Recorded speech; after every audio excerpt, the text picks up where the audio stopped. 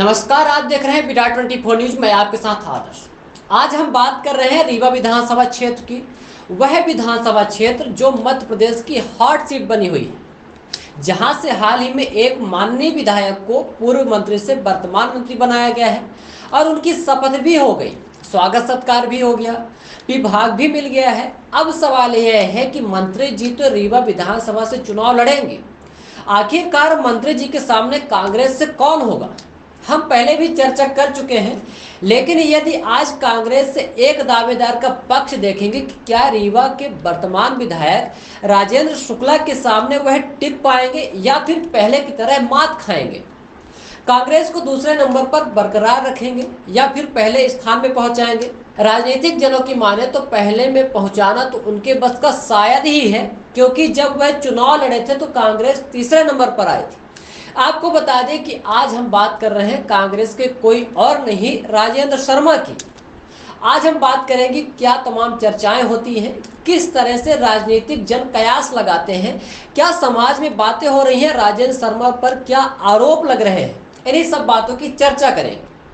तो आपको बता दें कि यदि राजेंद्र शुक्ला वर्सेस राजेंद्र शर्मा हुआ तो क्या होगा। जहां एक तरफ राजेंद्र शुक्ला को कैबिनेट मंत्री बनाया गया है, वहीं दूसरी तरफ राजेंद्र शर्मा को रीवा जिले का ग्रामीण अध्यक्ष बनाया गया है। जहां एक तरफ राजेंद्र शुक्ला रीवा से 4 बार के विधायक चुने गए, वहीं राजेंद्र शर्मा चुनाव में चौथे स्थान में जाते जाते बच गए। लेकिन एक बार फिर से कांग्रेस से दांव आजमा रहे हैं कि हो सकता है कि पार्टी उन्हें टिकट दे दे और मिल भी सकती है। उनकी कांग्रेस में इतनी पकड़ है, जनता में तो इतनी पकड़ नहीं है कि चुनाव लड़ते तो दूसरे स्थान पर जगह तीसरे स्थान पर पहुंच जाते हैं।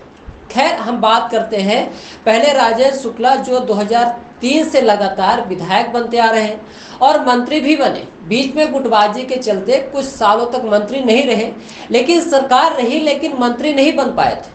सब्र का घूंट पीते गए और आखिरकार कहते हैं कि सब्र का फल मीठा होता है और किसी तरह से 1.5 महीने के लिए ही सही मंत्री बन गए। और राजनीतिज्ञ बताते हैं कि इनका बिंद क्षेत्र में बड़ा प्रभाव है। ब्राह्मण वोटर साधने के लिए बीजेपी ने फिर से मंत्री पद दिया है। खैर, बिंद में ब्राह्मण वोटर्स को साधने के और भी मंत्री पद के दावेदार थे। खैर, अब बिंद की 30 सीटों में राजेंद्र शुक्ला का कितना असर होगा, यह तो आने वाले चुनाव में ही देखना होगा। फिलहाल उनके रीवा विधानसभा में उनके असर की बात की जाए तो कांग्रेस से उनके सामने टिकने वाला उम्मीदवार शायद ही कोई है। ऐसी क्षेत्र में जन चर्चाएं होती हैं। बात करें राजेंद्र शर्मा की तो विधायकी का चुनाव लड़े और बुरी तरह से हार गए थे। उसके बाद अपने ठेकेदारी में व्यस्त रहे, जनता के बीच से गायब रहे। अब जब विधानसभा चुनाव नजदीक आया तो जनता से हाथ और दिल दोनों मिलाने की कोशिश में जुट गए और संगठन से भी ऐसे जुड़े कि संगठन ने इन्हें ग्रामीण अध्यक्ष की कमान थमा दी और अब उनके मन में फूटने लगा टिकट का लड्डू। यह वही राजेंद्र शर्मा बताए जाते हैं जब विधानसभा चुनाव लड़ रहे थे तब के विधायक राजेंद्र शुक्ला पर गंभीर आरोप लगाए थे, बावजूद उसके नहीं जीत पाए थे।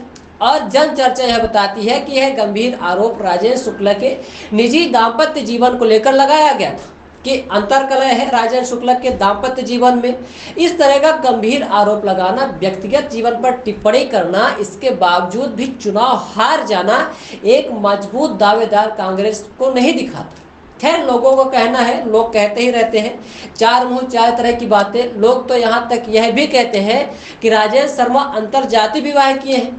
आपको एक बार फिर से बता दें कि विराट 24 न्यूज इस तरह के विवाह का किसी तरह से विरोध या खंडन नहीं करता, लेकिन जिस तरह से राजेंद्र शर्मा ने राजेंद्र शुक्ला के ऊपर दाम्पत्य जीवन में अंतर्कलह के आरोप लगाए थे, एक अच्छे नेता होने के नाते कहां तक सही है।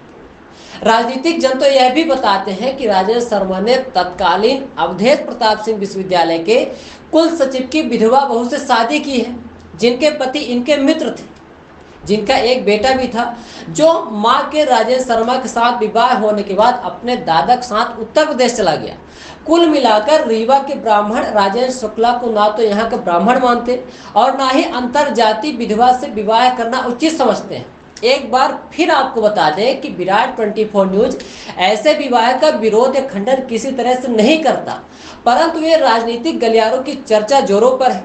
ऐसे में अगर राजेंद्र शर्मा या कांग्रेस यह आशा लगाए बैठी है कि उन्हें रीवा के ब्राह्मणों का वोट मिलेगा तो वह उनकी भूल होगी।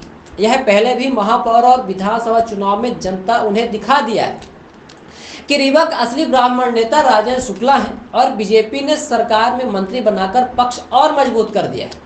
यदि राजनीतिक बात करें तो ब्राह्मण नेताओं और मतदाताओं की माने तो राजेंद्र शर्मा बाहरी है और ब्राह्मणों की मर्यादा तोड़कर विवाह किया है और कभी ब्राह्मण हितैषी नहीं रहे, इसलिए इन्हें रीवा के ब्राह्मण वोट नहीं मिलेंगे। राजेंद्र शुक्ला अपने पिता भैयालाल शुक्ला से सादगी पाई है, कभी विरोधियों के परिवार को टारगेट नहीं किया, काम कर दिखाया और अपने वक्त में ऐसा जवाब दिया कि उनके जवाब की प्रशंसा विरोधी भी करते हैं।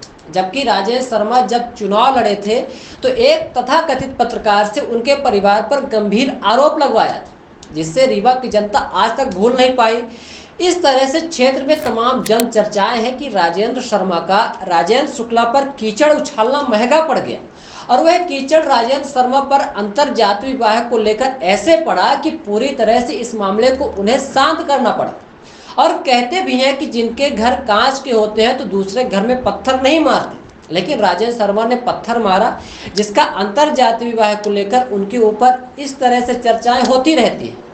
खैर, दूसरा पहलू राजेंद्र शर्मा का यह भी है कि कांग्रेस के प्रबल दावेदार हैं और ग्रामीण अध्यक्ष भी हैं, टिकट ला सकते हैं, तो क्या हाल उनका 2013 वाला होगा या फिर उससे ज़्यादा बड़ा वाला होगा, या हो सकता है कि अभय मिश्रा की कांग्रेस में बनाई जमीन को बनाए रखें, दूसरे स्थान पर जमे रहे, क्योंकि जब 2018 में विधानसभा चुनाव अभय मिश्रा ने बीजेपी से कांग्रेस में शामिल होकर रीवा से लड़ा था तो कांग्रेस तीसरे स्थान से दूसरे स्थान पर आए थे। अब अभय मिश्रा बीजेपी में है, फिर तो कांग्रेस दूसरे नंबर पर जगह कायम करके रखेगी या फिर पहले नंबर पर आएगी, यह तो जनता जाने। खैर, राजेंद्र शुक्ला जैसे साधारण और सहज व्यक्तित्व का नेता जिसके ऊपर तरह तरह के आरोप प्रत्यारोप लगाते रहे लेकिन सब घूट पी कर रह गए, वहीं उनके सामने यदि राजेंद्र शर्मा को देखा जाए तो क्या ऐसी छवि के सामने रीवा विधानसभा सीट से राजेंद्र शर्मा कांग्रेस को जीत दिला पाएंगे या फिर राजेंद्र शर्मा को कांग्रेस पार्टी से टिकट की ही जीत नहीं मिलेगी। बस कुछ ही दिनों की बात है, जल्द ही भाजपा और कांग्रेस से टिकट तय हो जाएंगे। रीवा से तो राजेंद्र शुक्ला का नाम तय माना जा रहा है, तो क्या कांग्रेस से राजेंद्र शर्मा टिकट ला पाएंगे? हमें कमेंट बॉक्स में जरूर बताएं और बने रहिए विराट 24 न्यूज़ के साथ।